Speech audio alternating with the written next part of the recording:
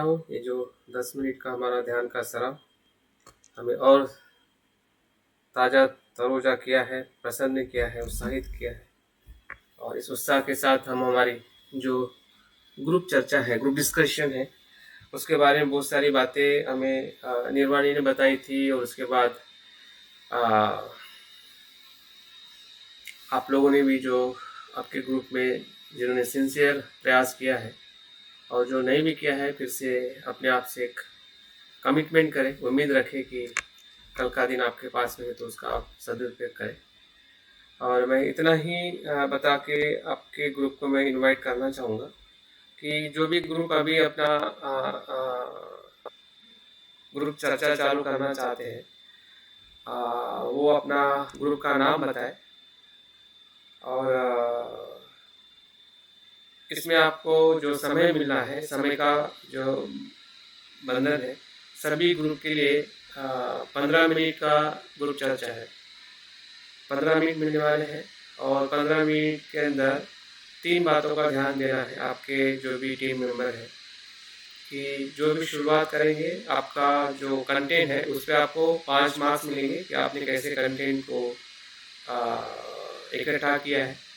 और 10 आपके जो मार्क्स होंगे वो होंगे आपके प्रेजेंटेशन पे, आप किस प्रकार से अपनी बात कम समय में और जो आप बताना चाहते हैं आपके विषय को लेकर ही, जो आपने आपके विषय के साथ चिंतन किया है या जो भी आपने उसका अभ्यास किया है, तो आप आपके जो टीम लीडर है वो आपके ग्रुप का रिप्रेजेंटेशन करेगा। और सिर्फ आपको बातें करनी है। बातें करनी मतलब जिस प्रकार से हम मीटिंग में अपनी एक एक मुद्दे को रखते हैं और आगे बढ़ते हैं, तो टीम लीडर अपने विषय को और ग्रुप को बताएगा कि ये हमारा ग्रुप है, ये हमारा विषय है और ये हमारे मेंबर्स है कि जो ये मेंबर्स हमारे इस विषय के जो अलग अलग जो मुद्दे हैं इस पे ये बात करने वाले हैं। और उसी सीक्वेंस में जो आपका आखिरी मेंबर जो होगा वो आपके ग्रुप का कंक्लूजन करेगा। तो इस प्रकार से आपको मतलब ग्रुप डिस्कशन की शुरुआत करनी है। तो देखते हैं कि हम सभी से अपने आप से हम उम्मीद रखते हैं कि जो भी ग्रुप अपना नाम पे देना चाहता है अपना माइक ओपन करके बता सकता है ताकि मैं उनको इनवाइट कर सकूँ।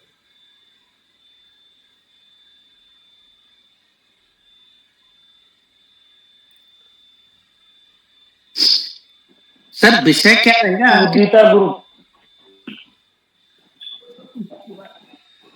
विषय जो आपको दिया था उदयवीर जी, उसी में से आपको सिलेक्ट करना था। अभी तो आप एकदम पुरानी बात कर रहे हैं, पुरानी बात कर रहे हैं। नहीं आज का सर, आज का पूछ रहा था। आज का कोई विषय नहीं है, आज का कोई विषय नहीं। जो आपको विषय दिया गया था उस पे जो आपको ठीक है क्लियर हो गया, क्लियर। वही विषय पे आपको बात करनी है। हाँ बहुत हाँ ठीक है ठीक है ना। तो कौन सा ग्रुप आना चाहेगा?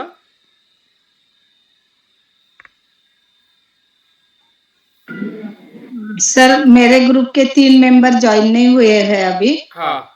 बोधिचित्त ए ग्रुप के 3 मेंबर अभी ज्वाइन नहीं हुए हैं।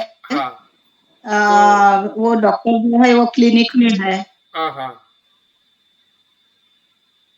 तो और वो चंद्रकांत सेजवर भी वो कंपनी में है अभी भी। हाँ। तो आपको उनसे तो क्या करें सर? तो आपकी बात हुई थी उनसे?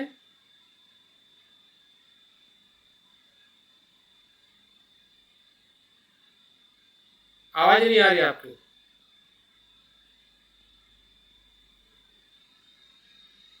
तो आपके अभी उनसे बात हुई है, वो देर से ज्वाइन होने वाली है। आपके ग्रुप के कितने लोग यहाँ पे प्रेजेंट हैं? यहाँ पे 3 लोग हैं सर। हाँ तो 3 लोग आप कर सकते हैं। अगर आपने जिम्मेदारी बांटी है तीनों को तो आप शुरू कर सकते हैं। चंद्रकांत सेजवर भी ज्वाइन हुए हैं अभी। हाँ। ठीक है 4 लोग हैं सर। हाँ चलेगा शुरू कर सकते हैं। तो ठीक है, मैं सभी की तरफ से और एकेडमी की तरफ से मैं जो ग्रुप चर्चा का पहला जो ग्रुप है बोधिचित्त जिनके लीडर जयश्री ताई है, तो उनके ग्रुप को मैं विनती करता हूँ कि अपनी ग्रुप चर्चा की शुरुआत करें। एक एक बात ठीक करना है है। सर, मैं शुरुआत हाँ करती हाँ, हूँ। लीडर ही पहले बात करेगा, उसके बाद में आप कंटिन्यू आपके मेंबर्स को बता सकते हैं, ठीक है। हाँ सर। सभी ध्यान से सुनिएगा। पूना से बोधिचित्त ए ग्रुप की लीडर जयश्री छपानी मोहन बात कर रही हूँ। आप सभी को नमो बुद्धाय, जय भीम। मनीष मेश्राम सर जी को प्रणाम और ग्रुप का प्रेजेंटेशन मैं कर रही हूँ। पाठ्यक्रम का नाम हमारे माइंडफुलनेस है। ग्रुप का नाम बोधिचित्त ए ग्रुप है। ग्रुप के उपस्थित सदस्य जयश्री छपानी मोहन, प्रतिभा गायकवाड़, डॉक्टर लीना सोनवणे, जयश्री सुरवसे, कल्पना पाटिल, चंद्रकांत शेजवर।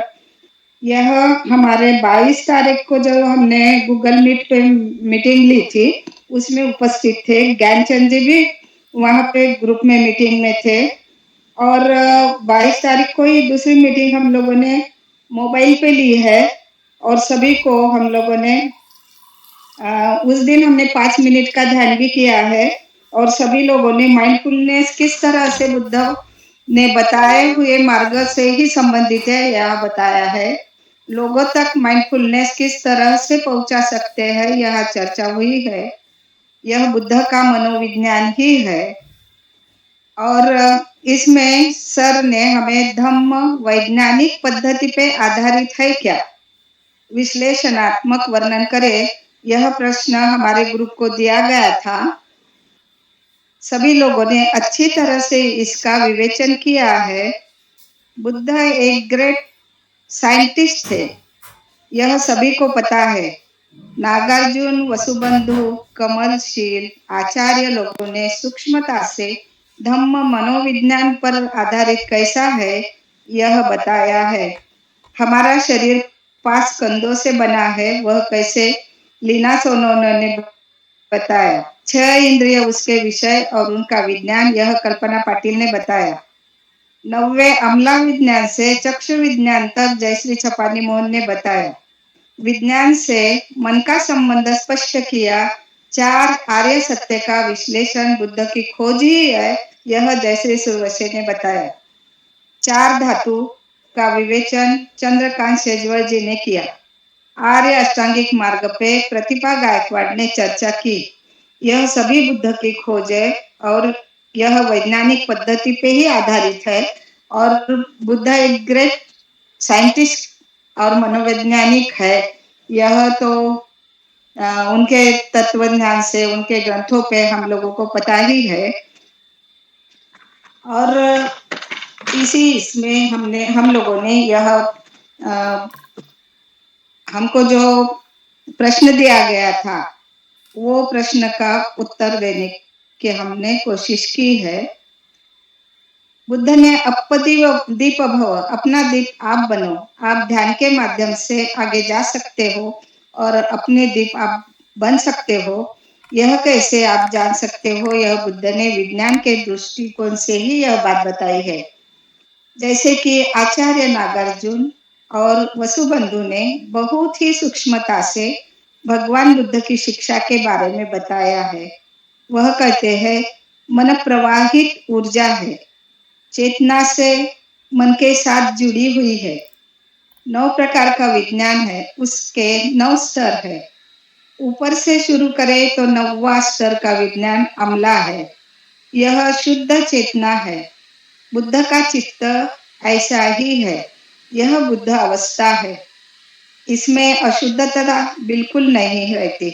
यह हमारे अनकॉन्शियस माइंड में आज भी बुद्ध बीज है, लेकिन काले बादलों के वजह से वह हमारे दब गए हैं और ध्यान करने से अशुद्धता हटती है, यह बताते हैं। 8वां स्तर है आलय विज्ञान।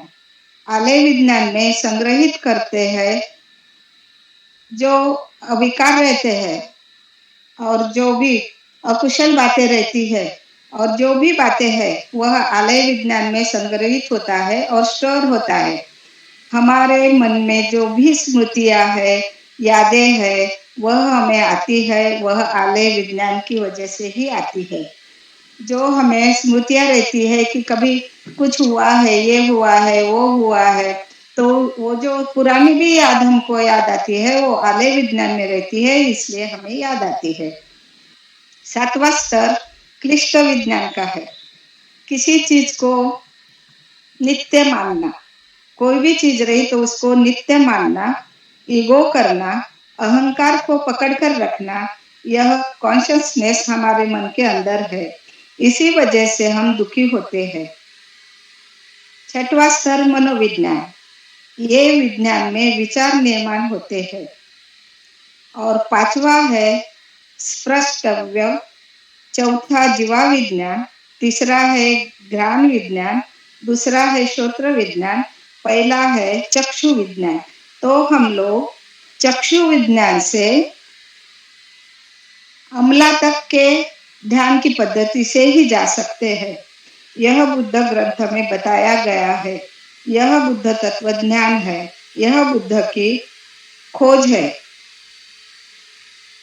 और यही मनीष मिश्रम सर जी ने भी हमें बताया है, सिखाया है।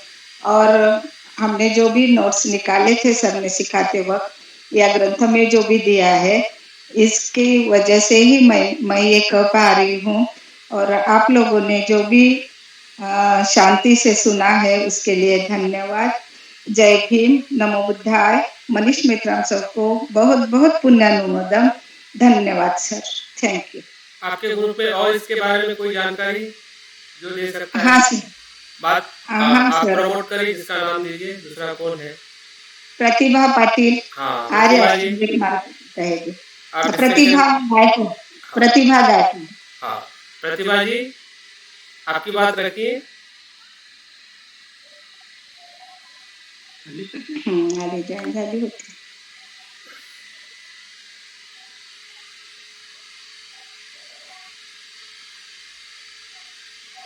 कहाँ है प्रतिभा जी? और दूसरे जी कोई? सर, हाँ, कल्पना पाटिल। हाँ, कल्पना ताई चालू करिए, क्योंकि आपके पास समय अभी सिर्फ 5 मिनट 7 मिनट है। जय भीम। हाँ, जय भीम, जल्दी रखिए। सभी को जय भीम, नमो बुद्ध।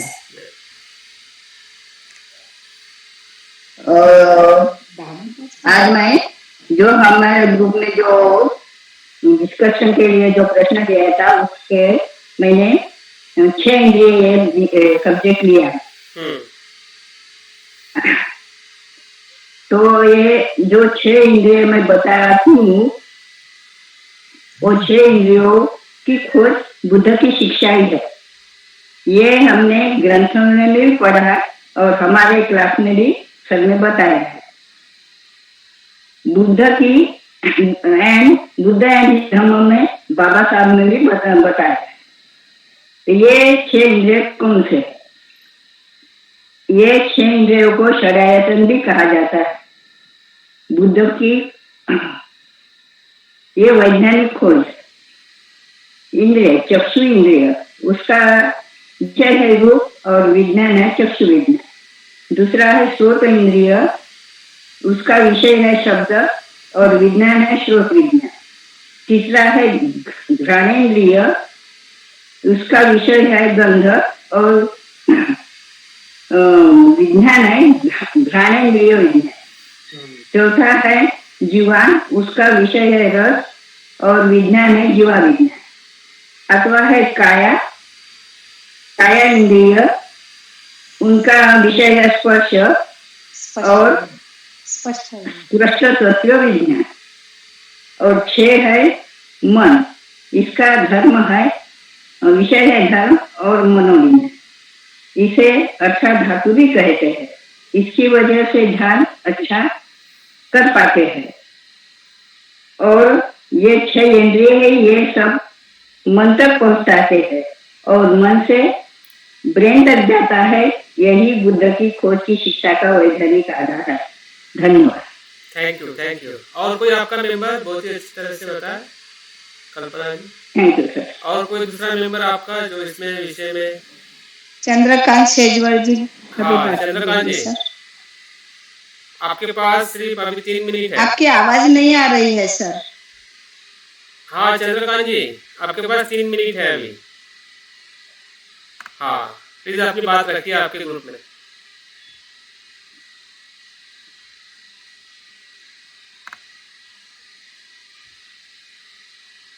आपका माइक अनम्यूट करें। हाँ ठीक है, प्लीज। जय जय भीम सर। सबसे पहले तो मैं विश्व के सबसे पहले मनोवैज्ञानिक महाकारुणी तथागत भगवान गौतम बुद्ध को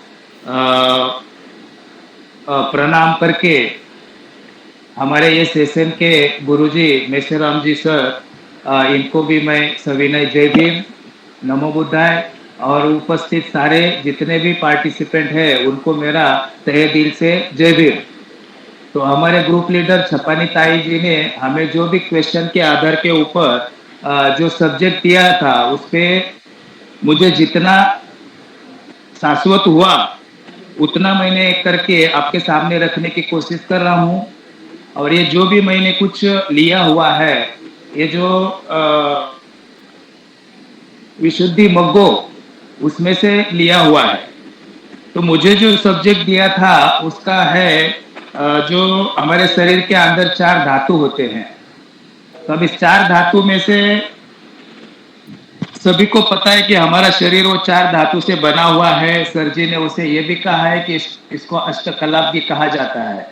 तो ये 4 धातु जो होते हैं, एक पृथ्वी, आप, तेज और वायु, इनका स्वभाव होता है, पृथ्वी का स्वभाव होता है खर, आपका स्वभाव होता है स्नेह, और तेज का स्वभाव होता है उष्णता, वायु का स्वभाव होता है ईर्ण। तो सर्वप्रथम पृथ्वी के बारे में जो भगवान ने जो कहा गया है विशुद्धि मग्गो में कि जी सर आपका टॉपिक क्या है? आई वांट टू नो, मैं जानना चाहता हूँ। सिद्धार्थ बीच में बात मत करिए। Okay sorry sir, sir topic नहीं जानता था। आपको पता नहीं है, आप बात मत करिए। तो पृथ्वी बोलूं सर मैं? हाँ कंटिन्यू। जी, पृथ्वी धातु इसको कोई घटक बोलते हैं या बुद्धिज्म में इसको 4 महाभूत भी कहा गया है। तो पृथ्वी धातु के बारे में जो पहले लिखा हुआ है कि जो पाली में लिखा गया है, पथति प्रतिठान भावेन पक खायति ती पथरी। अर्थ उसका ऐसा होता है, आधार के रूप में प्रतिभाषित जो होती है वो पृथ्वी है। हालांकि मैंने इसको मराठी में लिखा है सर, लेकिन हिंदी में उसका अनुवाद कर रहा हूं। तो जो पाली में लिखा हुआ है कि पथति प्रतिठान भावेन पक खायति ती पथरी, अर्थ उसका ऐसा दिया हुआ है, आधार के रूप में जो हमें प्रतिभाषित होती है वो पृथ्वी है।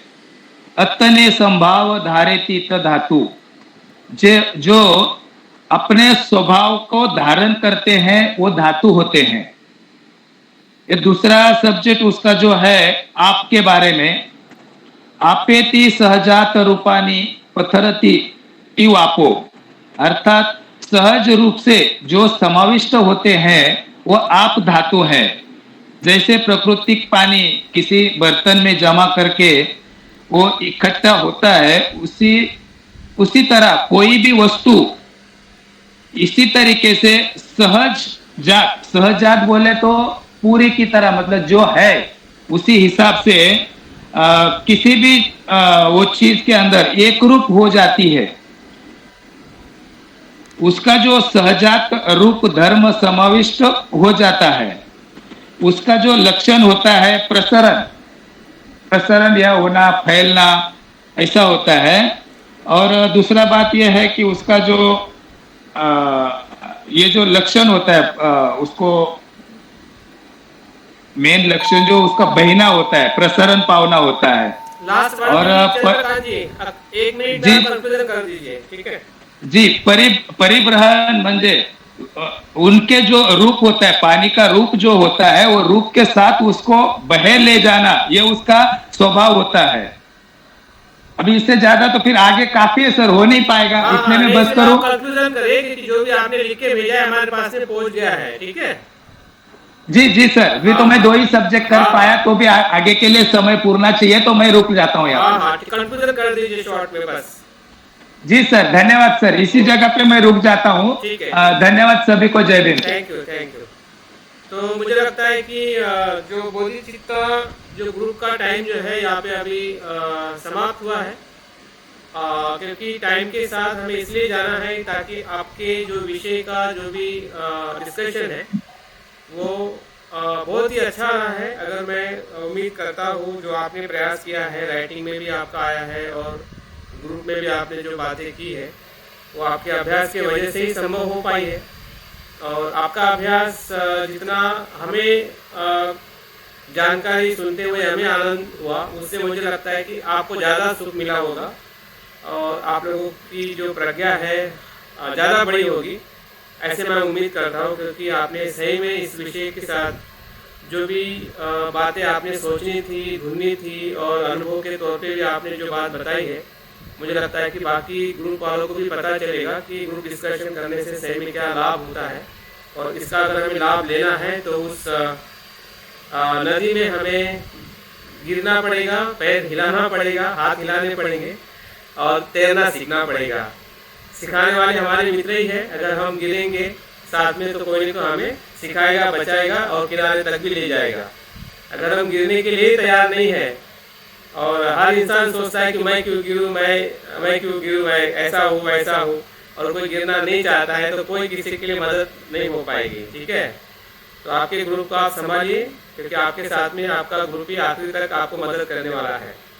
तो बहुत बहुत thank you Jayshree ji as a leader, और बाकी सभी मेंबर जो बोधिचित्त के जो भी लोग अपनी बात को रख पाए और जो नहीं रख पाए, आप लिखित स्वरूप में ज़रूर आपके ग्रुप में आपने दिया होगा तो बातें हमारे तक जरूर पहुंचेगी।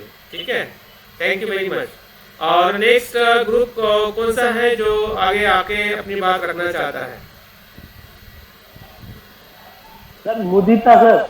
हाँ ठीक है, मुदिता ग्रुप जो है और उसके लीडर शायद मोनू कुमार है ना, कौन है?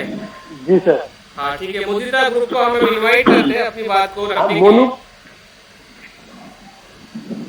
हाँ, वो इसी प्रकार से आप अपनी बात रखिए, परिचय देके और सिस्टमैटिक तरीके से, और बाकी आपके मेंबर्स को भी आप इन्वॉल्व करिए। ठीक है जी सर। थैंक यू सर का बहुत बहुत धन्यवाद हमारे ग्रुप को अवसर देने के लिए।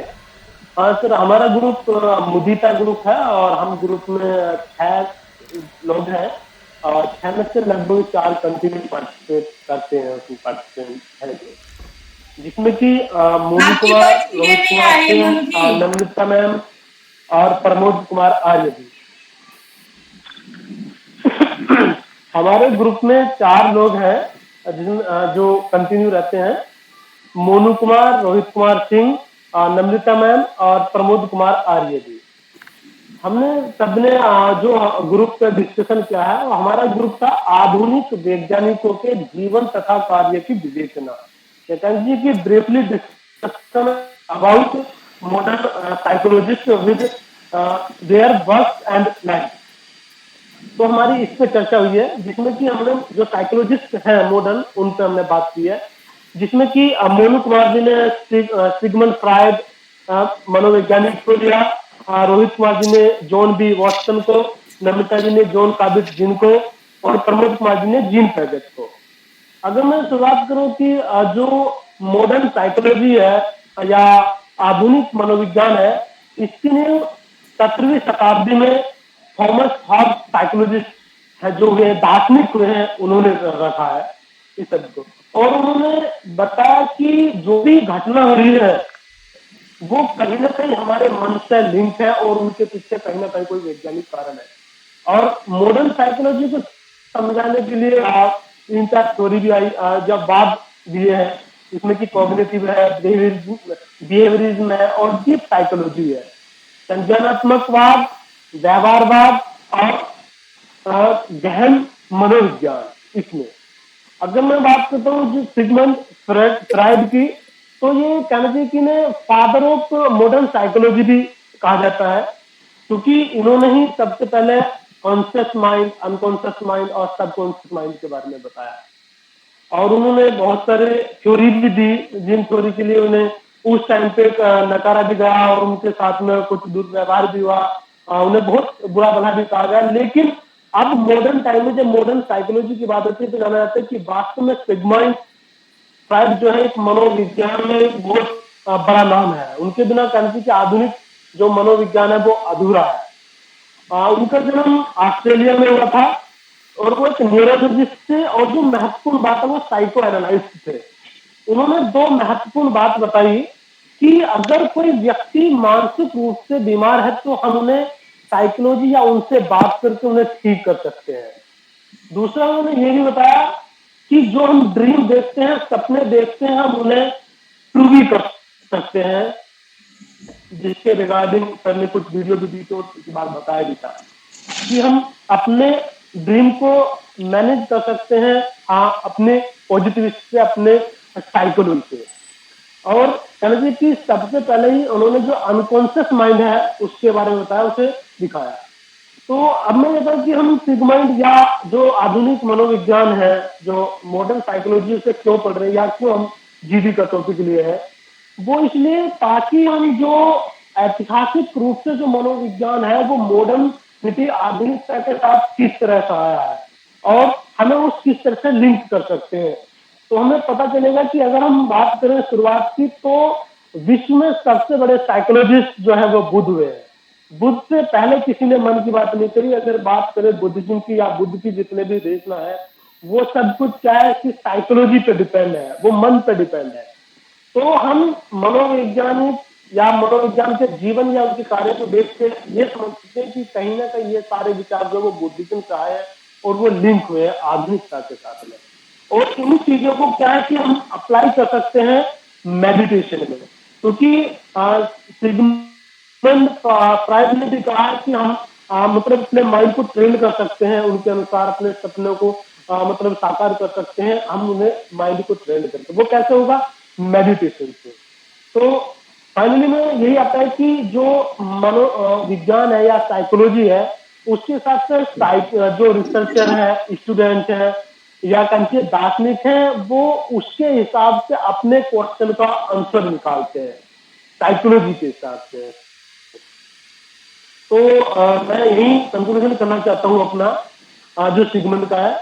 इसके बाद में रोहित जी, नमिता जी और प्रमोद जी भी 2-3 मिनट में जो अपना टॉपिक है उनका वो कंक्लूड करेंगे टाइम को देखते हुए।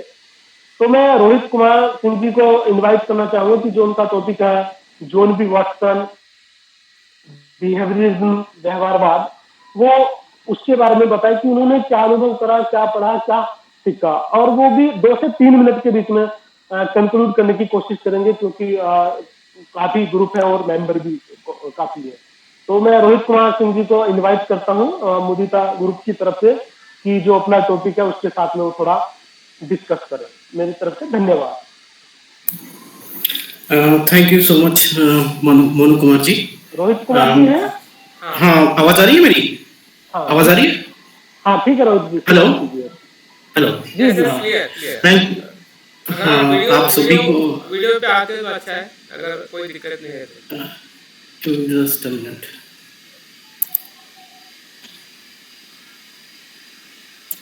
एक सेकेंड।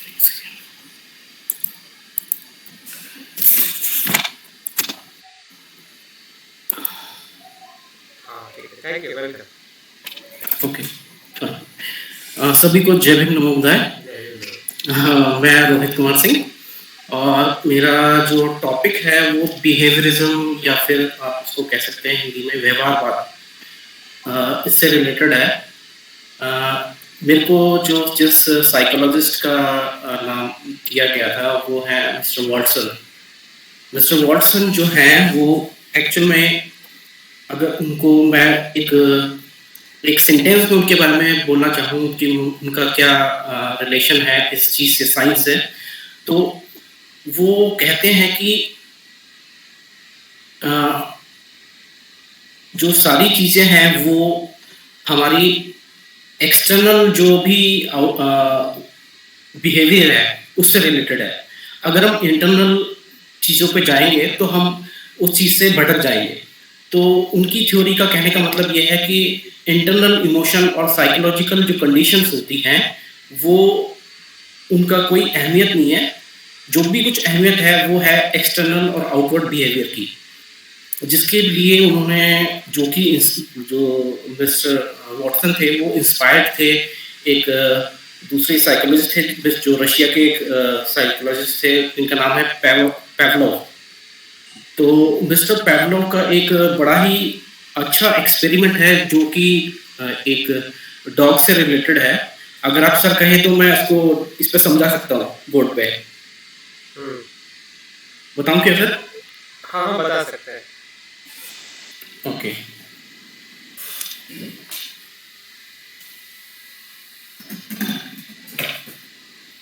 पहले हमको ये चीज समझनी पड़ेगी कि स्टिमुलस का मतलब क्या होता है। अगर आप लोग सभी जानते होंगे तो स्टिमुलस का मतलब होता है प्रोत्साहन।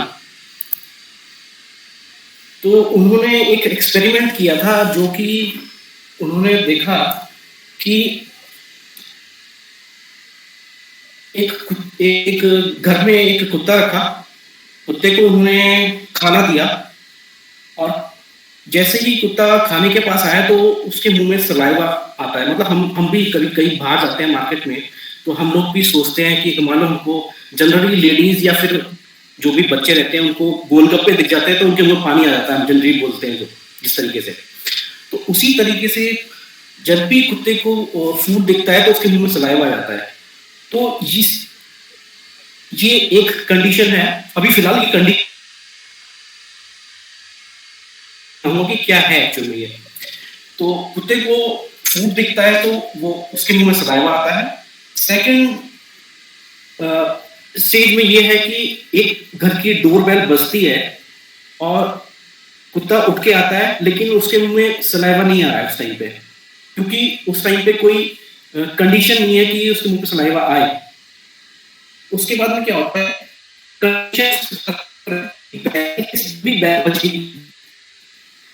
उसके साथ में फूड उसको दिया जाएगा तो ऑटोमेटिकली मुंह में सलाइवा आता है। आपका आवाज क्लियर नहीं आ रहा है रोहित जी, शायद आप पोजीशन चेंज करने की वजह से दिक्कत हो रही है। बोलिए ना, कंटिन्यू कर दिया प्लीज। हाँ, तो उसमें तीसरी कंडीशन में उसमें ये होता है कि बेल बजेगी और सलाइवा उसके मुंह में आएगा। अब एक एक्चुअल में हो क्या रहा है कि जब भी हम किसी ऐसी चीज को देखते हैं, खाने की चीज को, या फिर कुत्ता जिस खाने की चीज को देख रहा है तो उसके मुंह में सलाइवा आ रहा है, तो हमने उसके सामने फर्स्ट कंडीशन में क्या किया था, उसके सामने पहले से खाना दिया तो उसके मुंह में सलाइवा आया, तो उस चीज को बोलते हैं यहाँ पे अनकंडीशनल रिस्पॉन्स। और यहाँ पे मतलब अनकंडीशनल रिस्पॉन्स बोलते हैं क्योंकि उसके उस टाइम पे हमने कोई कंडीशन अप्लाई नहीं करी हुई थी। बेल बजी थी, उस टाइम पे भी कोई कंडीशन अप्लाई नहीं की। तो नेचुरल है हमारी ये चीजें कि जब भी कुछ चीजें नेचुरल होती हैं, मतलब कि जैसे छोटा बच्चा रहता है जो बॉर्न होता है तो ऑटोमेटिकली नेचर ने हमको दिया है कि वो मदर का जो मिल्क होता है वो सक करता है। तो ये चीजें नेचुरल चीजें जो हैं ये उस चीज को हम न्यूट्रल स्टिमुलस बोलते हैं।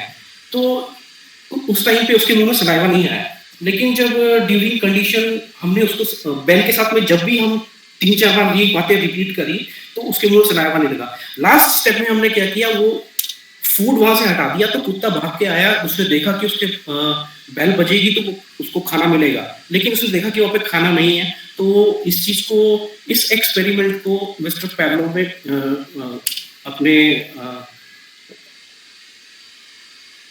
एक्सपेरिमेंट किया और उस चीज को काफी ज्यादा वो फेमस भी हो गए। और उसके बाद में इसी चीज को देखकर मिस्टर जो ये अपने वॉटसन हैं, उन्होंने अपने बेटे पे, कहते हैं कि उनका बेटा था शायद वो, उनका नाम था शायद अल्बर्ट, तो उसके ऊपर भी अप्लाई किया। शायद वो 11 मंथ के थे तो सेम चीजें उन्होंने अप्लाई करी। उसके साथ में कंडीशन ये रखी थी कि उसके साथ में जब भी एक चूहा था, चूहे के साथ में एक बेल बजाते थे, वो एक हैमर से बहुत तेजी से आवाज करते थे तो वो बच्चा रोने लगता था।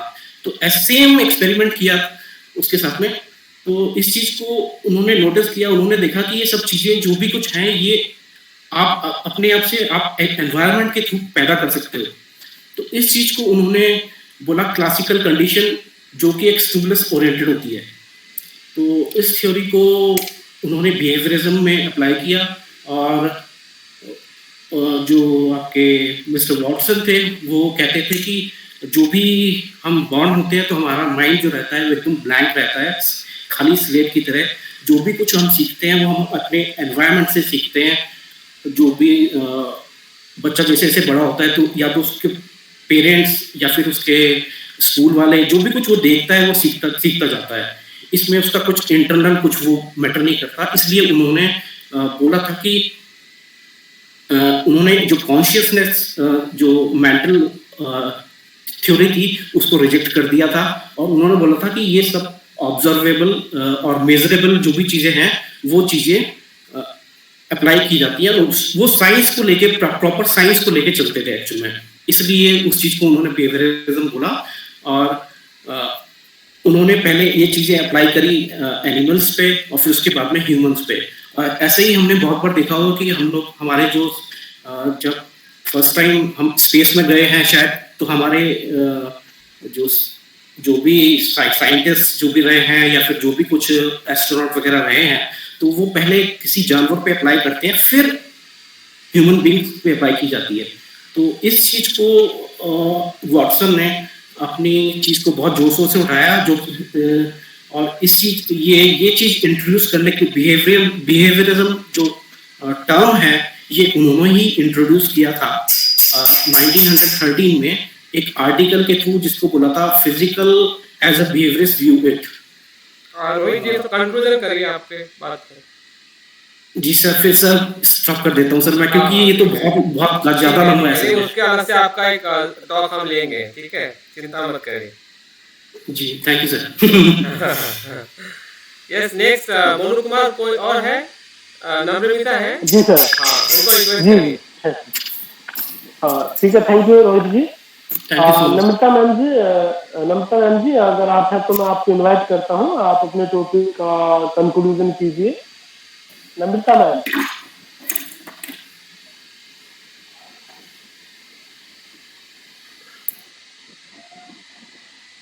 नम्रता, आर यू लिसन? और कौन है आपका चौथा? सर वो लिस्ट शायद वो नेक्स्ट कर दी पहले तो है, तो सर नम्रता मैम। अच्छा सर अभी प्रमोद जी हैं शायद। ठीक है। अच्छा मेरा ऑडियो सुनाई दे रहा है? आ रहा है ma'am. Ji ma'am. Respected sir, Monish Mesharam sir and participants, my topic is John Kabat-Zinn and mindfulness. नम्रता, आप वीडियो अगर देखकर के तो वीडियो आप ऑन कर सकते हैं। सर मेरा वीडियो में थोड़ा प्रॉब्लम है, मैं ऑडियो में। ठीक है, continue. The word mindfulness has been coming from the Pali word sati, which means awareness, attention, etc. This mindfulness has been popularized in the West by John Kabat-Zinn, who is a scientist, author, and a meditation teacher, along with his mindfulness-based stress reduction, which is also known as MBSR program. John Kabat-Zinn actually developed the program of MBSR and has spread from its initial home in a hospital basement in Massachusetts in the year of 1970. Now I coming to the objective point. Mindfulness-based stress reduction or MBSR is designed to teach people with their medical problems like stress, pain, illness, etc. And besides that, it is also helps to develop our emotional health and how to make us more happier. So mindfulness meditation actually go to the path of good health and well-being through the cultivation and systematic practice of mindfulness meditation. Now I discuss the importance of his work. Earlier I have also told that John Kabat-Zinn was the founder of mindfulness-based stress reduction program and who was the foremost pioneer in the therapeutic application of mindfulness. And he explained that mindfulness meditation helps to cultivate awareness, attention to what is occurring in the present moment, which means actually observing our thoughts, feelings, sensations, etc. And some impressive research has also shown the usefulness of mindfulness meditation training in the management of chronic pain. Kabat-Zinn in 1985, he reported that 90 chronic patients who were trained in mindfulness meditation in a 10-week stress reduction program showed the significant improvement in pain and related symptoms. This was in a stress reduction program at the University Massachusetts Medical Center. Other importance of his work or the mindfulness meditations are that these mindful meditation practice also help for our brain development. We know that neurons that fire together wire together, and what the mental activity of meditation activates specific regions of the brain. Only 8 weeks of mindfulness training increased activity in the left prefrontal cortex of our brain. Besides that, the practice of mindfulness meditation also include mindfulness breathing exercises, body scan, which means actually mindfulness of physical sensation of the body, mindful hot yoga, and mindful walking. In present day, mindfulness meditation used as a psychotherapy has been successfully used for well-controlled clinical trial for anxiety. And now mindfulness meditation technique integral to 3 other third wave therapies. These are MBCT, DBT and ACT. MBCT means mindfulness based cognition therapy, DBT means dialectical behavior therapy, and ACT is acceptance and commitment therapy. So mindfulness training in particular is the central focus of MBSR and MBCT. In this way, mindfulness meditation practice used in today's world. Now I concluded my topic saying that mindfulness meditation practice enrich the field of psychology, but it is also bring an overall well-being to humanity. So it can say that when we will practice mindfulness as psychotherapy, then it will not only enrich the fields of psychotherapeutic practice, but bring an overall well-being to humanity. And I also say that Lord Buddha actually introduced this mindfulness concept through Buddhism. It's also flourished and later in West by the hand of John Kabat-Zinn. So Eastern and Western, both the two poles actually meet in this way and flourish this mindfulness meditation in their own way. Thank you, sir, and all the participants. Thank you very much Namrata. मुझे लगता है कि आपका group यहाँ पे हम रुकते हैं। मुदिता ग्रुप ने बहुत ही अच्छी तरह से अपनी बात को रखा है और नम्रता ने भी जिस वैज्ञानिक की बात की है उनका नाम जॉन कैबेट-जिन है, जो माइंडफुलनेस को पहली बार हमारे बुद्धिज्म से सीख कर वो वेस्टर्न में इसकी प्रैक्टिस करवाई और उसके बेस पे उन्होंने जो माइंडफुलनेस बेस स्ट्रेस रिडक्शन का जो प्रोग्राम जो है, जैसे कि उन्होंने 8 वीक का जो प्रोग्राम उन्होंने यूज़ करते हुए लोगों को बहुत सारे बीमारियों से उन्होंने मुक्त किया है और उसी के आधार पे पूरे विश्व में माइंडफुलनेस का डेवलपमेंट है, अवेयरनेस बढ़ते जा रहा है और ये हमारे हेल्थ के लिए भी अच्छा है, हमारे जीवन को और सुखी संपन्न करने के लिए जो बुद्ध से लेकर आज पूरे विश्व में हम उस माइंडफुलनेस के साथ में जुड़ सकते हैं। तो बहुत ही अच्छी तरह से नम्रता ने बताया है कि माइंडफुलनेस के बेनिफिट्स क्या है, हमारे ब्रेन में किस प्रकार से उसका बेनिफिट होता है। जैसे कि हमने ब्रेन के बारे में कुछ वीडियोस में हमने देखा था कि हमारा जो न्यूरो ट्रांसमीटर है कि जहाँ से मैसेजेस प्रॉपर नहीं जाने की वजह से हमारे मन में स्ट्रेस है, भय है, चिंता निर्माण होती है। लेकिन जब हम माइंडफुलनेस का ध्यान करते हैं तो मैसेज जाने की जो प्रक्रिया जो है बहुत सरल हो जाती है, जिसकी वजह से हमें स्ट्रेस, एंग्जाइटी के बहुत सारे बीमारियाँ से मुक्त हो सकते हैं। तो ठीक है, बहुत बहुत धन्यवाद मुदिता ग्रुप के लिए। उन्होंने भी बहुत ही अच्छा अपना विषय के साथ में प्रेजेंटेशन देते हुए हमें काफ़ी लाभान्वित किया और वो भी काफ़ी लाभान्वित हुए होंगे। अलग अलग मनोविज्ञान को लेकर उन्होंने पढ़ा है, अभ्यास किया है। तो अभी मैं दूसरे ग्रुप को इनवाइट करना चाहता हूँ जो अपना नाम बता के अपने ग्रुप के बारे में बताए, ताकि मैं उनको इनवाइट कर सकूँ। निकिता, तुम्हारा ग्रुप है? Yes sir. हाँ, बताओ, ग्रुप का नाम बताओ। सर ग्रुप एच नमो बुद्धाय। नमो बुद्धाय। अरे वाह, अच्छा नाम। चलिए ठीक है, गुड नेम। हाँ जय भीम नमो बुद्धाय सभी को। हाँ, चलिए आप अपना परिचय देके आप आपके ग्रुप का नाम बता के शुरू करिए। मैं निकिता, ग्रुप लीडर नमो बुद्धाय एच ग्रुप से। मेरे ग्रुप में 6 मेंबर्स हैं, जिनमें से 5 मेंबर्स डेली आते हैं। आर्यवज्री, सुकाशनी, रत्ना, रमाबाई, ये 5 ज्वाइन होते हैं हमेशा। पद्मा जी मोटे अभी तक किसी कारणवश ज्वाइन नहीं हो पाई। तो हमने हमारा टॉपिक है माइंडफुल मेडिटेशन के वैज्ञानिक और डेली जीवन में क्या लाभ है। हम सब ने इस पर डिस्कशन करा है और मेरा टॉपिक है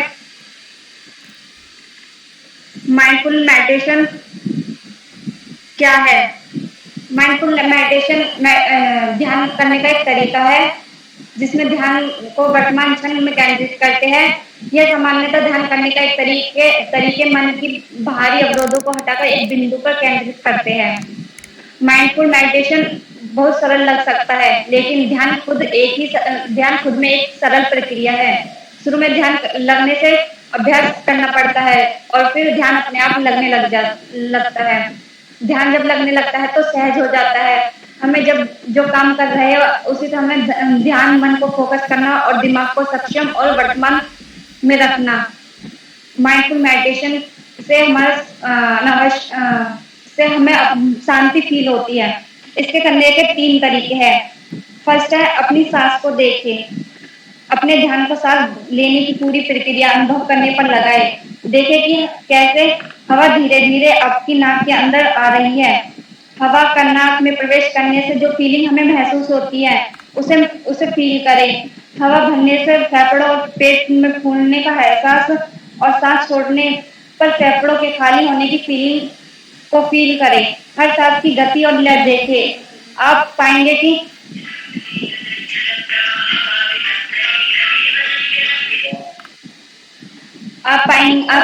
हर सांस की गहराई में कुछ अंतर है। सांस की हर तरह से ऑब्जर्व करें और गहरी सांस लें। सांस शरीर के ऑक्सीजन की मात्रा बढ़ाती है, नई ऊर्जा फोकस करने की क्षमता बढ़ाती है। गहरी सांस लेने पर विचार की गति धीमी होती है।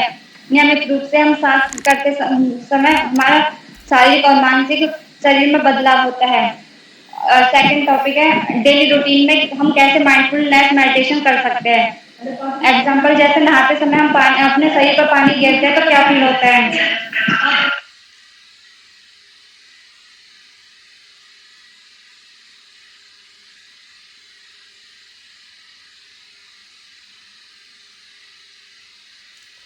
हाँ, इस ग्रुप का दूसरा कोई सभासद है तो कंटिन्यू कर सकता है। इस ग्रुप का दूसरा सभासद यहाँ पे उपस्थित है तो वो शुरू कर सकता है। यस रत्ना जी। नहीं तो मैं कर सकती हूँ, अभी नेट प्रॉब्लम हो गई थी। हाँ ठीक है। फिर जैसे नहाते समय हम अपने शरीर पर पानी गिरते तो क्या महसूस होता है, उससे साबुन लगाते हैं तो उसे हम कैसे फील कर सकते हैं। तो उस समय हम माइंडफुल मेडिटेशन का अभ्यास कर सकते हैं।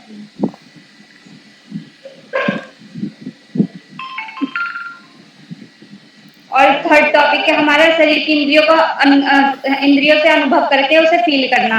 जैसे कोई सुगंध हाथ में लगाकर उसे सूंघे, हम उसे बार बार सूंघने पर उसकी महक सेम नहीं रह जाती, अलग अलग हमें फील होती है। तो उसके बारे में सोचकर हम उसमें क्या महसूस करते हैं उस पर भी हम मेडिटेशन कर सकते हैं।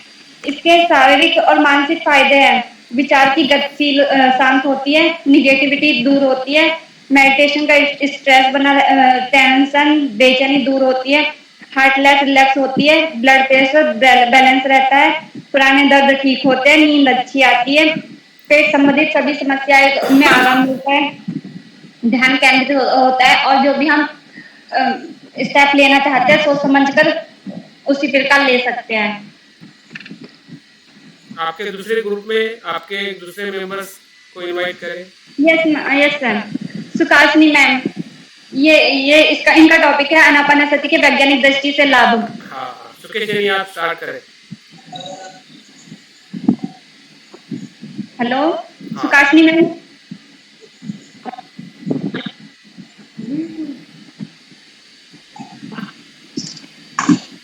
टाइम कम है, जल्दी जल्दी बताइए जो भी आपके पॉइंट्स है। रमाबाई मैम। आप हाँ, उनके आवाज में कोई दिक्कत है। रमाबाई मैम। हाँ। इनका टॉपिक है आनापानसति के डेली लाइफ में क्या लाभ है, तो आप अपना टॉपिक कंटिन्यू करो।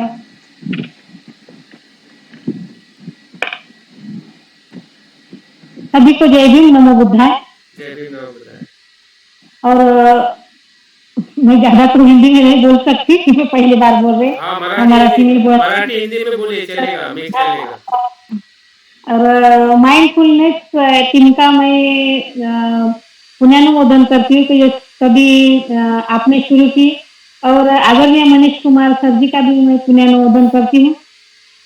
और हम इस स्टडी में जो ज्वाइन करने में हमारे मैत्री ने जो मदद की उसका भी पुण्यानुमोदन करती हूँ।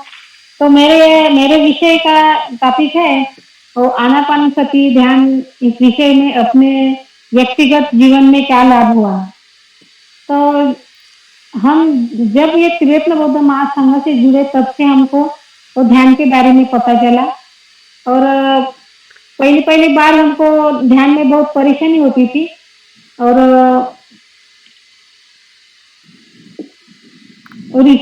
जब हम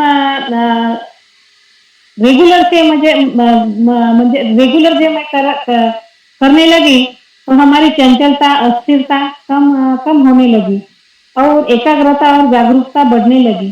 पहले बहुत सिर में दर्द, परेशानियां, पाँव में दर्द होता था और आलस भी करती थी। लेकिन हम जब नियमित रूप से ध्यान करते थे तो हमारा जागरूकता बढ़ गई और हमारा और नेता भावना से हमारी मैत्री भी बढ़ गई, और हमारे जो कमजोरियां है तो वो भी हम कम करने से कोशिश कर रही है और कम होने लगी है। हम जब पहली बार हम परिवार से और जो बातों में प्रतिक्रिया देती थी और झगड़ा होता था, वो भी हमने कम किया है। क्योंकि हम जब जो भी हमारे घर में परिवार के जो कोई बोलते तो हम थोड़ा मौन रखने लगी हूँ। म्हणजे मैं चुप राहायला लागली आहे मी। आणि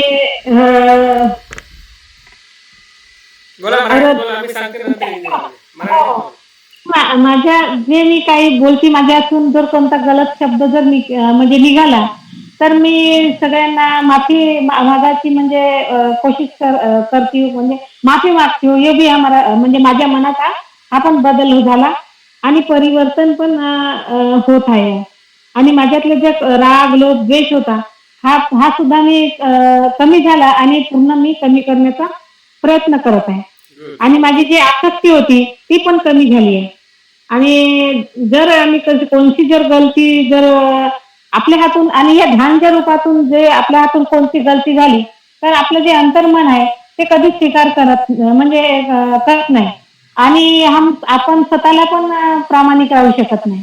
जर कधी आपल्या हातून खोटं बोलणं किंवा आचरणमध्ये काही गलती झाली तर आपल्या मनालाच आपण कुठेतरी म्हणजे गलती स्वीकार करतो आपल्या मनात, कारण दुसरे तर कोणी पाहू शकत नाही, पण ते गलती आपल्याला पाहायला म्हणजे हे मला म्हणजे माझ्या मनाला मी कोशिश करत आहे। आणि मी अशी म्हणजे आपली प्रज्ञा पण थोडीशी वाढवत आहे। आणि माझं म्हणजे नियमित रूपचं ध्यान आहे, कारण मी 5 वाजता उठून म्हणजे नियमितपणाने ध्यान करते, कधी संध्याकाळी पण करते। जेवढं माझे त्यांना म्हणजे होते परिवार धरून किंवा छोटे माझ्या हाताकडे नातू आहे त्यांना पण धरून मी म्हणजे त्यांच्या याच्यातून मार्ग काढून मी म्हणजे ध्यान करायचं आणि आपल्या ज्या कमजोरी आहे, जे आपल्यात गलती आहे ते मी म्हणजे कमी करत आहे. आणि जे आता समोर जे आपल्याला आता म्हणजे वृद्धत्व येईल किंवा म्हातारपण येईल आणि ही जी धम्मपुंजी आहे ते म्हणजे मला माझ्या कामी येऊ शकते. कारण तेव्हा आपण एकटे पडू शकतो, आपण एकटे आधारी राहू शकतो, एकटे राहू शकतो. रमाताई कन्क्लूजन करा. ठीक है. Thank you. तर ठीक है, धन्यवाद. मला शांतीशी ऐकून घेतलं त्याच्याबद्दल. और उनकी वो सारी बातें हैं कि काफी अच्छा वो उनको लाभ हो रहा है ध्यान करने से, राग द्वेष मोह कम हो रहा है, उनकी प्रज्ञा बढ़ रही है। और घर में जब भी कुछ क्लेश होता है तो क्लेश में भी वो प्रयास करते हैं कि अपने आप को शांत रखें ताकि संघर्ष हो घर में खड़ा ना हो। तो ऐसे बहुत सारे लाभ उनको हो चुके हैं और उम्मीद रखती है कि इस प्रकार के लाभ उनके ध्यान से, और काफ़ी नियमित ध्यान कर रही है। सुबह उठ के 5 बजे वो ध्यान करने के लिए उठते हैं, तो उनसे हम प्रेरणा ले सकते हैं कि ध्यान हमारे लिए कितना महत्व का है, व्यक्तिगत, पारिवारिक और आंतरिक जो सुख है उन सभी बातों के लिए। तो जो मराठी में समझ नहीं पाए हैं उनको मैंने आपको हिंदी में बताया है, तो आप समझ जाइए कि उनके बताने का जो भाव जो है, क्योंकि भाषा उनको अभी हिंदी भाषा नहीं आने की वजह से अपनी बात को पूरी तरह से रख नहीं पाई, लेकिन जो भी रखी है हम समझे हैं और उम्मीद करते हैं कि उनके बातों से हम लाभान्वित हुए हैं। सुकेशनी, आवाज नहीं आ रहा है तो मुझे लगता है कि आप वीडियो को बंद करके ट्राई करिए, अदरवाइज निकिता। और कौन सा मेंबर है आपका? सर और मेंबर ज्वाइन नहीं है। हाँ ठीक है, तो देखिए बात का सुकेशनी बात हो सकती है। हाँ, बात करके देखिए, वीडियो बंद नहीं सर, उनके से आवाज नहीं आती, बहुत कम, कभी कभी आवाज आती है। ठीक है, आप कंक्लूजन कर दीजिए निकिता, तुम ही कंक्लूजन कर दो। उनकी बात अगर आपको थोड़ी पता है तो बात करके कंप्लीट कर दो। सर उनकी बात अभी मुझे नहीं पता। ठीक है, चलिए फिर है। थैंक यू वेरी मच आपके ग्रुप के लिए, जो आपने कंटेंट भी बहुत ही अच्छा और प्रयास भी काफ़ी अच्छा किया है। और हो सकता है कि सुकेशनी बात नहीं कर पा रही है किसी कारणवश, तो उनका वो वीडियो बना के भेजे, उनके जो भी मंतव्य है, जो उनकी बात इस ग्रुप में बताना चाहती थी, तो हमारे तक वो पहुंच जाएगी कि उनका जो मुद्दा जो है आपके उनके ग्रुप के विषय को लेके, ताकि हम आपके ग्रुप के जो ग्रेडिंग है मार्क्स को अच्छी तरह से दे सके। ठीक है, उसके बाद और कौन सा एक ग्रुप है जो अभी हम कर सकते हैं? अनीता जी जो वो कह रहे हैं हमारे ग्रुप के। हाँ, अनीता मैडम हमारे ग्रुप लीडर हैं, वो अभी स्क्रीन पर तो हमें दिखाई नहीं दे रहे, बट नहीं है तो आप भी लीडरशिप ले सकते हैं, आप में से कोई भी। मैं सर ऐप को मैत्री ग्रुप को ले लें सर क्या? हाँ है, आपके मेंबर्स हैं। हाँ मेंबर्स तो होने चाहिए, कुछ देख लीजिए क्या कौन कौन है। बस हैं 2-3 मेंबर हैं सर जो जिन्हें होना चाहिए। ठीक है चलिए फिर आप स्टार्ट करिए। तो सर्वप्रथम मैं अपने कोर्स डायरेक्टर आदरणीय मनीष मेश्राम जी का बहुत बहुत स्वागत करता हूं, और मैं कृतज्ञ हूं कि मुझे इस कोर्स में एडमिशन दिया। और मुझे ही नहीं, जो मेरे और मित्र हैं जो संयोग से मेरे ग्रुप में भी वो मिल गए हैं, बाकी और दूसरे ग्रुप जिनको मैं रखवाया, रोहित सिंह जी हैं, प्रमोद कुमार जी हैं, तो ये सबको अवसर दिया, उसके लिए मैं अपनी कृतज्ञता जाहिर करता हूँ कि आपने इस अच्छे जो जीवन के लिए बहुत उपयोगी और समाज के लिए बहुत उपयोगी, ये हमारे देश के लिए उपयोगी साबित होगा, ये ऐसे कोर्स में हमें अवेयर करा के उसमें एडमिट किया है। तो रियली मैं बहुत बहुत आपका पुण्यमोदन करता हूँ। और साथ ही इसमें हमें जो विषय हमारे ग्रुप को मैंने नाम रखा था मैत्री ग्रुप इसका, और मैं एक्चुअली में खुद थोड़ा साइड में रहना चाहता था क्योंकि बहुत सारी व्यस्तता रहती है मेरी, ऑफिस में कतई टाइम नहीं रहता। मैं ऑलरेडी एक सेक्शन चलाता हूँ, तो उसका हेड ऑफ सेक्शन हूँ, और घर में भी आजकल वो धम्म मित्र के प्रोसीजर में 2-3 क्लासें वो हैं, इधर एक धम्म वर्ग है उसमें, तो बहुत सारी व्यस्तता थी, इसलिए थोड़ा मैं चाह रहा था, लेकिन विकास प्रभाकर जी ने वो भी ऑलरेडी बिजी बताए तो वो भी नहीं कर पाए।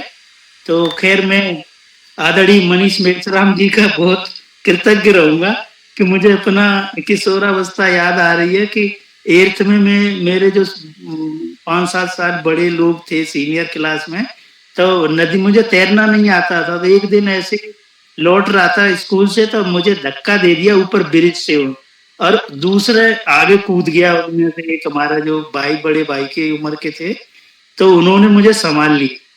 तो उस दिन से मुझे तैरना आ गया। और ऐसे ही मनीष जी ने मुझे ये कहा कि नहीं तुम ही करना है ये, तो मैं फिर काफी चिंतन मनन किया, थोड़ा हाथ पैर मारे जैसे पानी मारते हैं, और मैं आईडी फाईडी बना के अपनी और लिंक बना के डाल दिया। तो पहले भी, इससे पहले भी डाला मैंने, लेकिन उस समय कोई जुड़े नहीं, कुछ रेस्पॉन्स नहीं आया, संयोग से वो मेरे ऊपर आ गई, और अल्टीमेटली आज मेरी बहुत अच्छी मीटिंग हुई, और बाकी फीडबैक अभी आएंगे तो वो देंगे, मुझे नहीं पता, लेकिन मैं कोशिश करूंगा कि मैं खरा उतरूं, और आपने कोर्स डायरेक्टर को भी आश्वासित करता हूं कि कोशिश करूंगा मैं अच्छे से अच्छा इसमें कर पाऊं, वो देखना है कहाँ तक जाता हूं। तो हमें विषय दिया गया था कि बौद्ध मनोविज्ञान के अनुसार कुशल कर्म, माइंडफुलनेस कम्मा का आधारशिला और प्रकार और परिणाम। तो मुझे भी बहुत खुशी हुई इस विषय को जान के कि कुछ जीवन का जो सारा जीवन इस विषय के आसपास ही घूमता है।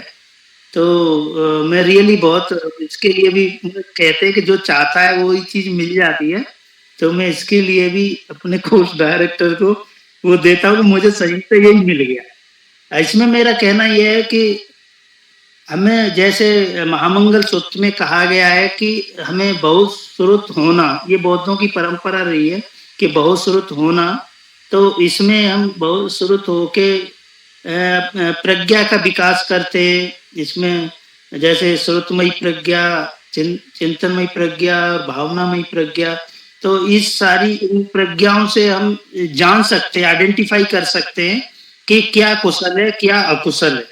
तो हम जब ये आइडेंटिफाई कर लेंगे तो हम ओबियसली कुशल ही करने की कोशिश करेंगे, क्योंकि उसकी जो आधार, कुशल कर्मों का जो आधार है वो है भगवान बुद्ध ने बताए, जो जीवन जीने के जो नियम बताए वो सारे सील, सदाचार, जो नैतिकता, ये सारे जो सील बताए, उन सीलों पे हमें चलना है।